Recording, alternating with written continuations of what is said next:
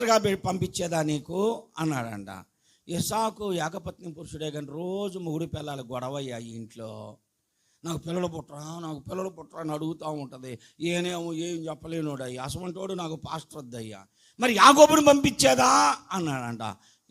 బల్లేవాడిని పంపిస్తానన్నావి, అసలు పేరులోనే ఆయన మోసగాడని ఉంటే ఆయనకు నలుగురు అయ్యా, నాకు న్యాయం చెప్పు నాకన్నంటే నాకు నలుగురు, నేనేం చెప్పేది అన్నట్టుంటాడు అయ్యా ఆయన. మరి ఎవరు కావాలి నీకు?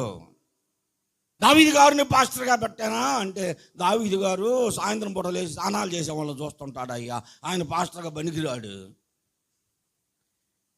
అలాగైతే క్రొత్త నిబంధనలో పేతురు గారిని పాస్టర్గా పంపించేదా నీకు అంటే, పేతురు గారు అసలు ప్రభువునే నేను ఎరగనేని ముమ్మారు అబద్ధం ఆడితే అబద్ధాలు ఆడేవాడు నాకు పాస్టర్ ఏంటయ్యా?